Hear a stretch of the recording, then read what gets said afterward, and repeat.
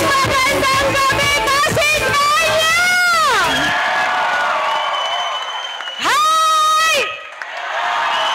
Hello! O, dito naman sa gilid. Hi! Hello! Na-miss niyo ba yun? Ang tagal kong hindi kayo nakita!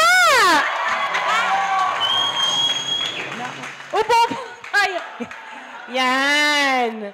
No, maraming salamat sa pagpunta. Nagpapasalamat ako sa mga kapitan at mga kagawad na nandito na nagpakita ng suporta para sa Team Kaya This. Sa mga leaders tsaka sa mga supporters ng Team Kaya This. Maraming salamat. Sobrang na-overwhelm ako. Binigyan na nga ako ng tissue na ka-ready na kasi baka daw umiyak ako. Pero hindi ako iiyak ngayong gabi. Dahil tuwang-tuwa ako na nakita ko lahat ng support ng mga Pasigueño na nandito. Nung una, bago pa kami, nung nag-uumpisa kami, sobrang hina ng loob ko na tumakbo ng ganito. Parang sabi ko nga kay Kuya Curly, nung magfa-file ako last minute, parang ayoko mag-file. Pero tuwing bababa kami sa bawat medical mission, sa bawat meet and greet, na ganito ka-warm, ang welcome sa Team Kaya This, talagang push na natin, laban na natin to!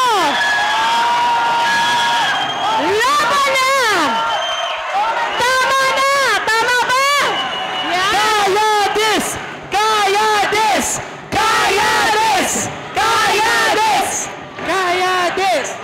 Yan. Oh, sobrang salamat. Kasi ang sabi sa amin, magpasalamat.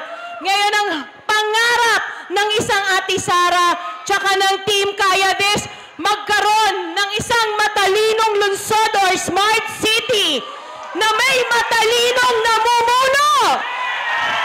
Hindi lang salita, pero gagawa.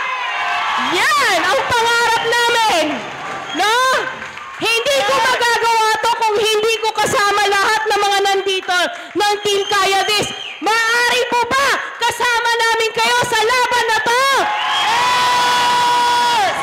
Sinasabi ni Kuya Curly palagi sa akin, yung mga empleyado namin naging hangin sa ilalim namin, pakpak namin para makalipad. Maaari po ba kayo ang maging hangin sa ilalim ng pakpak ng Team Kaya This para